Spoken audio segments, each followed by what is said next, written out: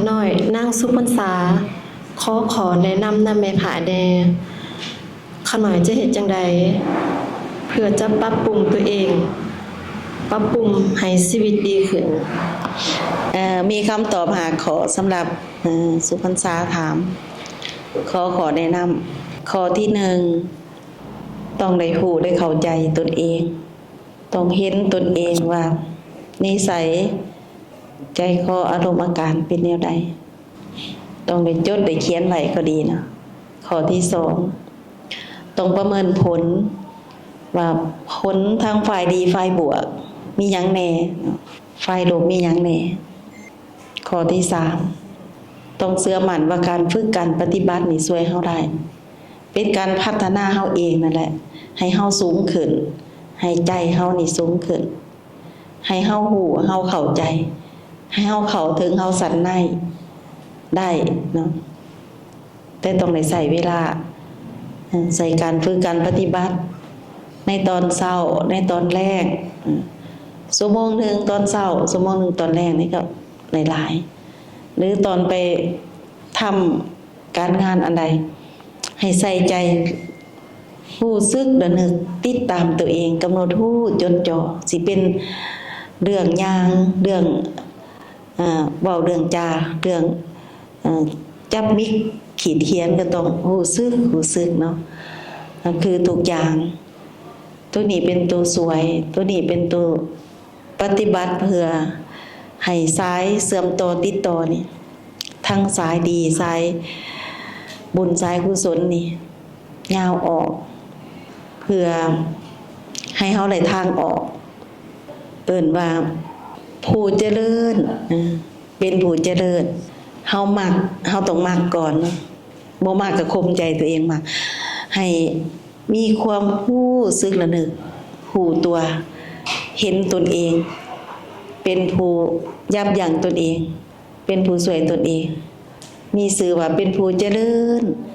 เพราะว่าบ่มีความเพ่งพลาดบ่มีความเพ้อลอยอยู่กับตนเองกินดื่มทายเทก็อยู่กับตนเอง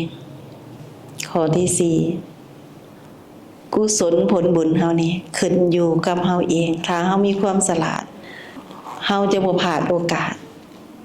ต้องได้ใส่การพิจารณาเราต้องมีการพิจารณาเป็นผู้น้อยหรือเป็นผู้ใหญ่ก็ต้องรู้จักพิจารณาในแต่ละสิ่งละอย่างถ้าเฮาพิจารณาแล้วจะเห็นเฮาก็แก้ไข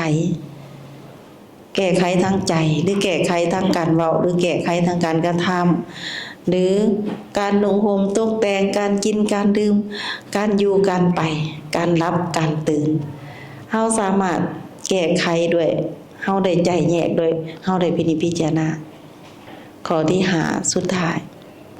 ต้องได้ใส่ใจนำการทู่ถึงพระคุณของพ่อแม่ต้องนึกต้องคิดไปถึงให้ระลึกถึงคุณพ่อคุณแม่นึกถึงซื่อๆบ่พอเลยต้องรู้จักตอบแทนคุณพ่อแม่เพื่อให้หนี้ส่วนนี้เบาลงลดน้อยถอยลงเพื่อให้พระคุณของพ่อแม่นี่ช่วยเฮาเพราะว่าเฮานี่เกิดมาจากพ่อจากแม่เฮาต้องรู้จักว่าเฮานี่เป็นพ่อแม่ที่พ่อแม่ปั้นพ่อแม่ออกมาเป็นพ่อแม่แทนพ่อแม่แต่บ่แม่นเป็นตนตัวพ่อแม่เนาะเป็นพ่อแม่แทนพ่อแม่ย้อนพ่อแม่ปั้นเฮาให้เป็นตนเป็นตัวเฮาต้องรู้ถึงพระคุณและก็รู้ว่าคุณที่พ่อแม่ให้เฮาได้เกิดเลี้ยงเฮาใหญ่นี่เป็นพระคุณอันล้นเหลือต้องได้ใช้สติปัญญาเนาะพิจารณาเข้าไปเฮาคิดดีเว้าดีทำดีกับพ่อแม่ได้บ่เฮาตอบแทนคุณพ่อแม่ได้บ่และตอบแทนคุณผู้มาเป็นข้าวน้ำอาหารให้ชีวิตเฮาเติบโตรอเลี้ยงชีวิตเฮาจนมาฮอดทุกวันนี้ถ้าเฮาบ่กินวันหนึ่ง2วัน3วันนี่เฮาสิมีแห้งนั่งอยู่นี่ได้บ่ถ้าหลายวันบ่กินแน่นอนว่าความตายต้องถึงเฮานะและเฮาก็ต้องรู้อีกถึงคุณค่าในแต่ละสิ่งละอย่างที่เฮาได้อาศัยเอื้ออำนวยเฮาอยู่คือธรรมชาติธาตุขันธ์เฮาประกอบด้วยอันใด ด้วยลมหายใจบ่แน่นอนเลยว่านั่งอยู่นี่เป็นธาตุดินธาตุดินก็มีคุณกับเฮาเพราะมาเป็นตนโตเฮาธาตุน้ำธาตุไฟธาตุลมหายใจเข้าออกเราเดี่ยงห่างกายลมบ่เข้าบ่ออกเป็นคนตายเป็นซากศพทันทีแต่ยังมีอากาศอีกนี่ก็เป็นคุณของเฮาควรฮู้คุณของแต่ละธาตุเนาะควรฮู้จักว่าเฮาอาศัยกันเกิดเฮาได้เกิดเพราะมีสิ่งนี้เฮามีชีวิตเพราะเกื้อกูลเพราะสิ่งนี้เกื้อกูลเป็นคนฮู้จักถึงกกถึงเหงาเจ้าของนี่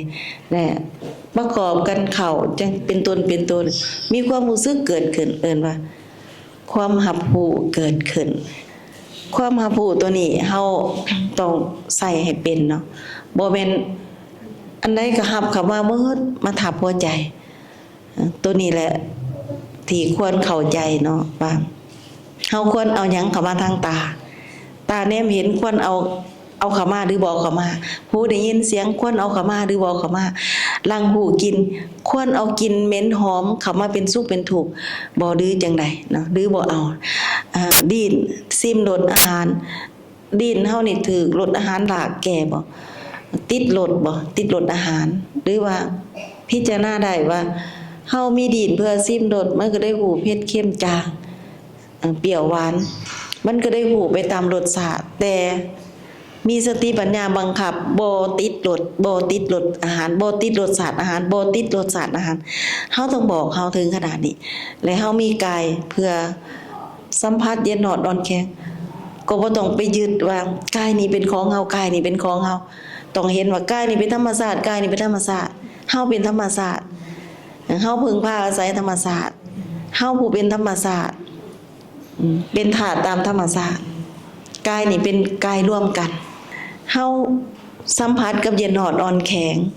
ถือตัวเฮาฮู้จักเย็นฮู้จักร้อนฮู้จักอ่อนฮู้จักแข็งเอิ้นว่ามีกายเพื่อสัมผัสแต่เฮาอย่าไปยึดมันถือมันเฮาจะไปสำคัญมันหมายจนว่า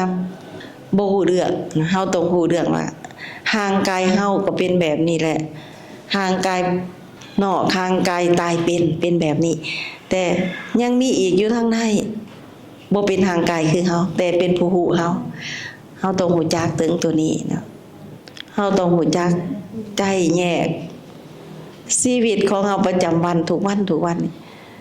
เฮาอยู่ด้วยความสุขหรืออยู่ด้วยความทุกข์เฮาอยู่ด้วยความฮู้หรือความบ่ฮู้เฮาอยู่ในความมืดหรือเฮาอยู่ในความแจ้งเฮามีหยังปกปิดเฮามีหยังเสื่องสอนเฮามีหยังปิดบังเฮาเป็นคนเปิดเผยหรือเป็นคนบ่เปิดเผยให้เห็นว่าสิ่งใดบ่ดีถ้าเฮาปิดไว้มันก็มีอำนาจทะลุขึ้นมาเองมันเฮาสิปิดไว้เพียงใดมันก็ต้องมีอยู่ในตัวเฮาสิ่งใดดีเฮาสะสมไว้หลายก็ยิ่งดีเนาะสิ่งใดบ่ดีเฮาต้องได้เคลียร์ได้ชำระออกการคิดการเว้าการกระทำต้องเป็นผู้รู้จัก